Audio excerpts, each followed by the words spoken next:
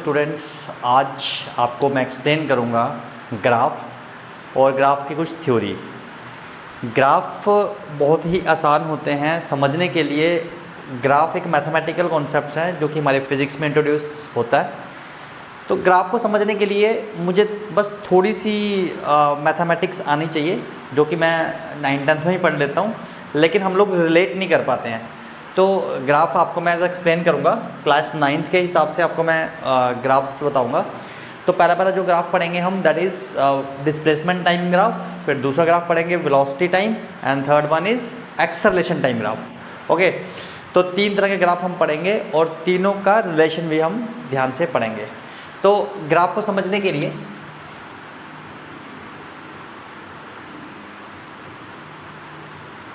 Graph theory, graph को समझने के लिए मुझे एक चीज़ समझना बड़ी ज़रूरी है, दैट इज स्लोप।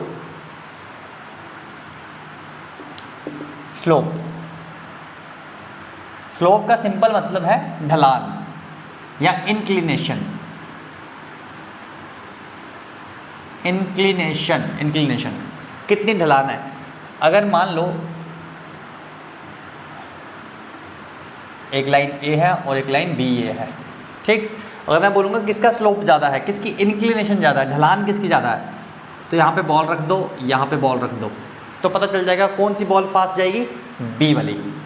तो मैं बोलूँगा slope of B is greater than slope of A. किसकी ढलान ज़्यादा है, यहाँ पे हमको समझ आ गई। तो स्लोप का तुम्हें मतलब आ गया समझ। तो अब हमें ये देखना है कि स्लोप को हम मेज़र कैसे करते हैं, ठीक है। ध्यान से देखो, जो स्लोप है, स्लोप का सिंपल मेज़र ये एंगल भी बता रहा है, एक्स एक्सिस के साथ जो एंगल है, ठीक। ये जो एंगल है वो भी बता रहा है, ये एंगल θ1 आ गया, ये एंगल θ2 आ गया, ठीक। तो एक्स एक्सिस के साथ जो एंगल है वो भी क्या बता रहा है, स्लोप का मेजरमेंट। तो इस एंगल फॉर्म में हम स्लोप को कैसे रिप्रेजेंट करते हैं, दैट इज tan θ। ये ट्रिग्नोमेट्रिक फंक्शन है। आप सिंपल देखो कि slope is a function of theta, ठीक है। Slope is a function of theta. और मैं इस तरह से भी देख सकता हूँ, tan θ होता है परपेंडिकुलर अपॉन बेस। मतलब एक ग्राफ में क्या देखूंगा मैं, जो वाई एक्सिस में होगा, मतलब change in y upon change in x. तो स्लोप का बेसिकली मतलब ये है, इस तरह से रिप्रेजेंट करेंगे। तो किसी भी ग्राफ में अगर मैं देखूं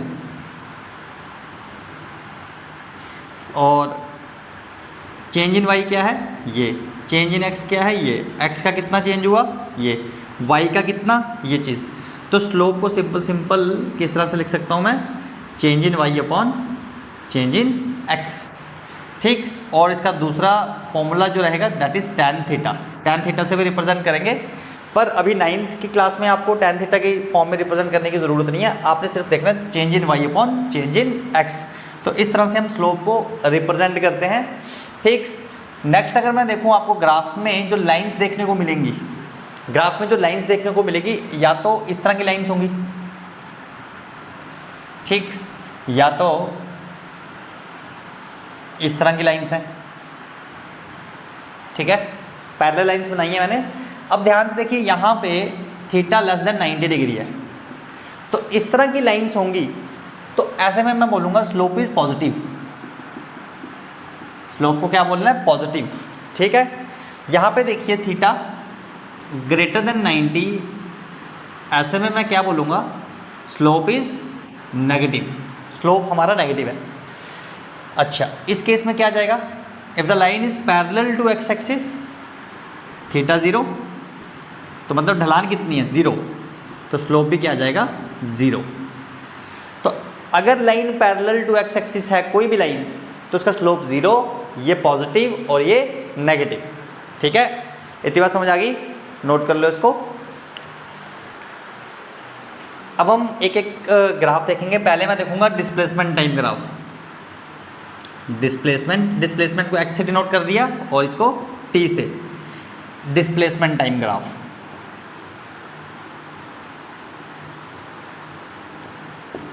डिस्प्लेसमेंट टाइम ग्राफ को मैं एक्स-टी ग्राफ भी बोलता हूँ, शॉर्ट फॉर्म, ठीक है। अब ये ग्राफ किसी भी तरह का हो, लेकिन पहले मैं सबसे पहले जब भी मैं ग्राफ देखूंगा तो मुझे क्या देखना है, स्लोप देखना है, स्लोप।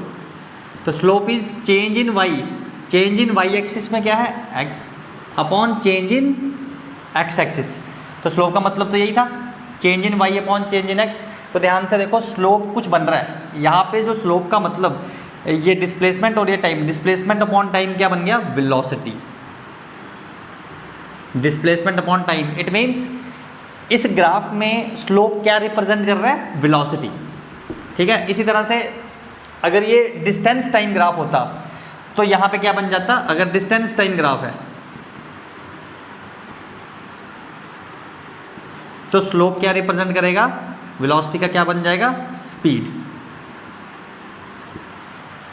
डिस्टेंस टाइम ग्राफ का स्लोप स्पीड रिप्रेजेंट करेगा, वेलोसिटी और डिस्प्लेसमेंट टाइम ग्राफ का जो स्लोप है वो क्या रिप्रेजेंट करेगा, वेलोसिटी। इतनी बात समझ आ गई। इस तरह से दूसरा ग्राफ देखते हैं हम, velocity time graph, VT graph. इसका नाम क्या जाएगा, वेलोसिटी टाइम ग्राफ, इसको बोलते हैं वीटी ग्राफ। अच्छा, वीटी ग्राफ का जो स्लोप होगा इसको निकालते हैं, that is change in y upon change in x, change in y upon change in x. तो ये जो स्लोप है ये क्या रिप्रेजेंट कर रहा है, ध्यान से देखिए, change in velocity upon time क्या होता है, एक्सेलरेशन। एक्सेलरेशन, ठीक है। तो इसका मतलब है इसका स्लोप क्या रिप्रेजेंट करेगा, एक्सेलरेशन। ठीक है, नोट कर लो इसको। डिस्प्लेसमेंट टाइम ग्राफ का जो स्लोप होगा वो क्या रिप्रेजेंट करेगा, वेलोसिटी। वेलोसिटी टाइम ग्राफ का स्लोप क्या रिप्रेजेंट करेगा, एक्सेलरेशन। इतनी बात समझ आ गई। ये दो बातें समझनी है, ठीक है। इसके अलावा एक और चीज़ होती है, दैट इज एरिया। वो इंटीग्रेशन से आती है, लेकिन हम थोड़ा सा आसान भाषा में समझ लेते हैं। देखो, अगर मान लो कोई ग्राफ है इस तरह से, तो area simple multiplication of this y into x. मतलब यहाँ पे क्या, displacement into time.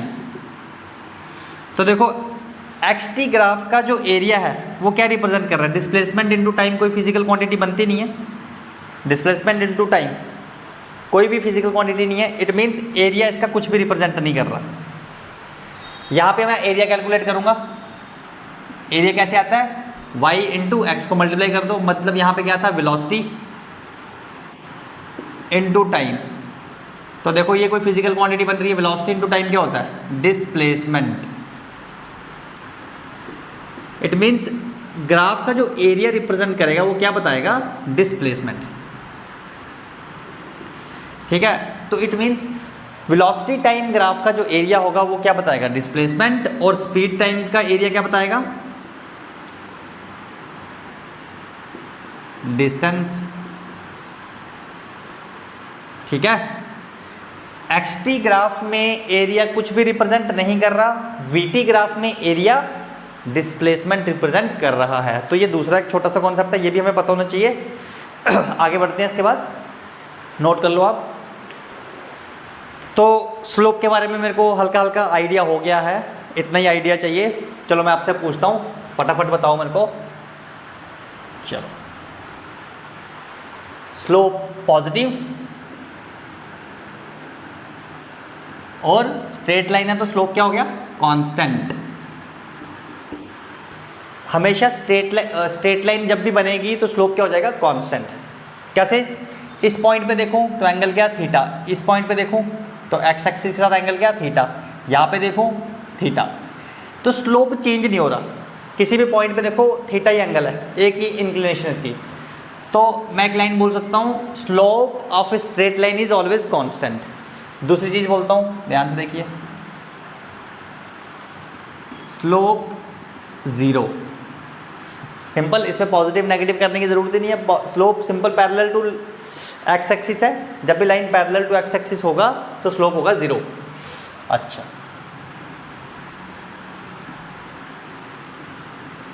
Theta greater than 90 तो स्लोप क्या आ जाएगा, नेगेटिव। इसको क्या बोलेंगे, नेगेटिव स्लोप। और हर एक पॉइंट पे देखेंगे तो थीटा तो यही रहेगा, किसी भी पॉइंट पे देखें तो स्लोप कांस्टेंट भी है। स्लोप कांस्टेंट भी है। तो मैं सिंपल एक लाइन लिख सकता हूँ, slope of straight line is constant. लेकिन ग्राफ में जब भी कर्व देखने को मिल गई, ठीक है, उस समय स्लोप कांस्टेंट नहीं होगा, उस समय कोई भी स्लोप कांस्टेंट नहीं है। अगर स्ट्रेट लाइन दिख गई तो स्लोप को बोलना है कांस्टेंट, और अगर स्ट्रेट लाइन नहीं है तो स्लोप कांस्टेंट नहीं होगा, वो हम देखते हैं। फॉर एग्जांपल इस तरह से आ गया, ठीक है। तो इस समय हमें टेंजेंट ड्रॉ करनी है, किसी पॉइंट पे भी स्लोप ड्रॉ करना है। तो देखो यहाँ पे मेरे को स्लोप बताना है, तो यहाँ पे एक टेंजेंट बना देंगे, यहाँ पे स्लोप बताना है, यहाँ पे टेंजेंट आ जाएगी, यहाँ पे स्लोप, यहाँ पे टेंजेंट। टेंजेंट पता ना आपको, सर्कल से गुजरती हुई वो लाइन जो सिर्फ एक पॉइंट को टच करती है, इस तरह से, इसको बोलते हैं टेंजेंट। किसी भी पॉइंट पे बनानी हो, इस पॉइंट पे टेंजेंट बनानी हो तो इस तरह से बनेगी। तो इस तरह से मैंने टेंजेंट ड्रॉ करी है, ठीक है। हाँ, तो देखो ध्यान से, यहाँ पे अगर मैं एंगल मेजर करूँगा एक्स एक्सिस के साथ तो θ1 आएगा, यहाँ पे देखो θ2 आएगा, यहाँ पे देखो θ3 आएगा। तो जो मेरा एंगल है वो क्या हो रहा है, डिक्रीज हो रहा है, एंगल डिक्रीज हो रहा है। तो मैं क्या बोलूँगा, ढलान मेरी डिक्रीज हो रही है, इसकी ढलान देखो ज़्यादा, फिर कम और कम, ठीक है। तो मैं क्या बोलूँगा, स्लोप इज डिक्रीजिंग।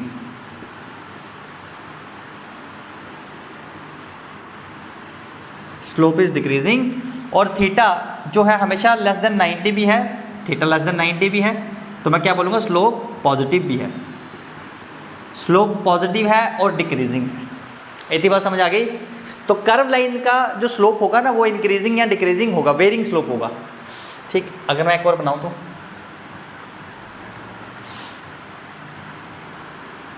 इस तरह का ग्राफ देखने को मिल जाए तो देखो ध्यान से, अगर मैं टेंजेंट ड्रॉ करूं, इसकी करीब करीब ऐसे आएगी, और यहाँ पे करीब करीब 0।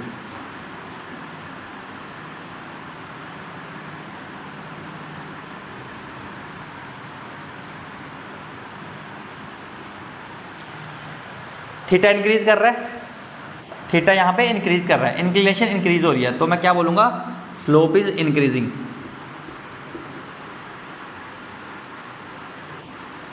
और स्लोप पॉजिटिव भी है, slope is increasing and slope is positive. तो मैं उम्मीद करता हूँ तुम्हें ये बात समझ आ गई। तो एक लाइन और लिख दूंगा, slope of a curve line या slope of a curve, slope of a curve is changing.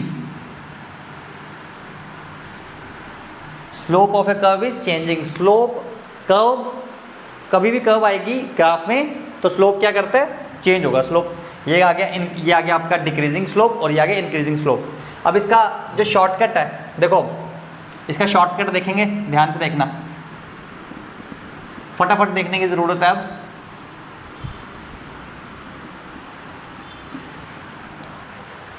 Note नहीं किया, नोट कर लो इसको, इसको तो नोट कर लो। चलो शॉर्टकट कैसे देखेंगे, इस तरह का कर्व आ गया, देखो यहाँ पे पेन रखना है इस तरह से, और यहाँ पे कितना, ठीक। हाँ, आपको एक चीज़ समझनी है, अगर लाइन इस तरह से है, परपेंडिकुलर है, तो इसको मैं बोलूँगा मैक्सिमम स्लोप या इनफाइनाइट, क्योंकि जो ढलान है वो तो बहुत ज़्यादा बोलूँगा ना इसको, क्योंकि फ्री फॉल ही कर जाएगा, यहाँ पे बॉल रखूँगा तो फ्री फॉल हो जाएगी मैक्सिमम। तो मैक्सिमम स्लोप बोलूँगा इस केस को, परपेंडिकुलर लाइन को, ठीक। अब देख यहाँ पे टेंजेंट बनाऊंगा परपेंडिकुलर, मैक्सिमम स्लोप, और ये मिनिमम। तो मैक्सिमम से मिनिमम की तरफ जा रहा है, इट मीन्स डिक्रीजिंग। समझ आई बात समझ आ गई, ठीक है। और यहाँ पे देखो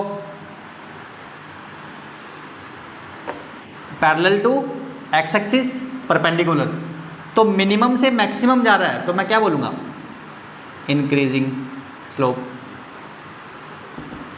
ठीक है। अब बताओ इंक्रीजिंग के डिक्रीजिंग, यहाँ से यहाँ पे इंक्रीजिंग,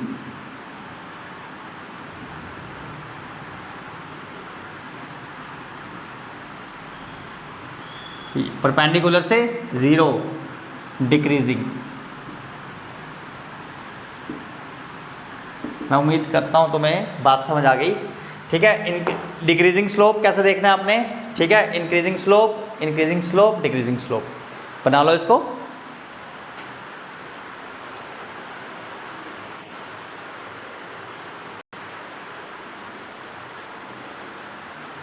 बस इतना सा कॉन्सेप्ट तुम्हें आना चाहिए। अगर तुम्हें स्लोप की अंडरस्टैंडिंग हो गई तो आराम से तुम्हें सारे ग्राफ समझ आ जाएंगे। चलो पहला जो ग्राफ पढ़ते हैं, that is displacement time graph. Displacement time graph, that is XT graph. XT graph हम समझेंगे। ठीक, तो सबसे पहले लेते हैं मैं रेस्ट।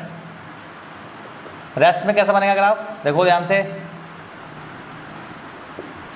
पार्टिकल कहीं जा ही नहीं रहा, ये वाई एक्सिस क्या रिप्रेजेंट कर रहा है, डिस्प्लेसमेंट। तो उसकी डिस्प्लेसमेंट पोजीशन क्या थी, यही थी। थोड़े टाइम बाद भी यही थी, उसके बाद भी यही थी और यही थी। ठीक, तो अगर बंदा रेस्ट पे है तो उसकी वेलोसिटी क्या हो जाएगी, 0।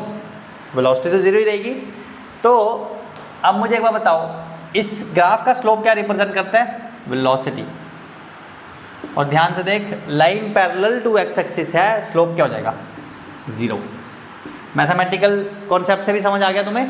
ठीक है, तो वेलोसिटी 0 कैसे, क्योंकि सर ये line parallel to x axis है और इसका जो स्लोप है वो क्या रिप्रेजेंट कर रहा है, स्लोप रिप्रेजेंट कर रहा है वेलोसिटी। ठीक है, इतनी बात समझ आ गई। अब इसका जो वीटी ग्राफ बनेगा, वीटी ग्राफ क्या बनेगा, वेलोसिटी टाइम ग्राफ। देखो वेलोसिटी टाइम ग्राफ रेस्ट का कैसे बनेगा, रेस्ट का ग्राफ तो बनेगा ही नहीं। अगर बनेगा तो भी देखो वेलोसिटी 0 है, तो 0 कहाँ पे आ गया, यहाँ पे। तो मैं क्या बोलूँगा, ये एक लाइन इसके साथ कोइंसाइड कर जाएगी। अगर बनाना है तो ये रेस्ट का ग्राफ आ गया, सर वेलोसिटी क्या है, 0 वेलोसिटी का ग्राफ तो यही बनेगा। ठीक, टाइम बढ़ते जा रहा है लेकिन वेलोसिटी तो 0 ही है। हालांकि ये ग्राफ आपको पूछेंगे नहीं। Eighty graph, acceleration time graph क्या होगा, एक्सेलरेशन टाइम ग्राफ बनेगा ही नहीं। ठीक है जी, नेक्स्ट आ गया यूनिफॉर्म मोशन।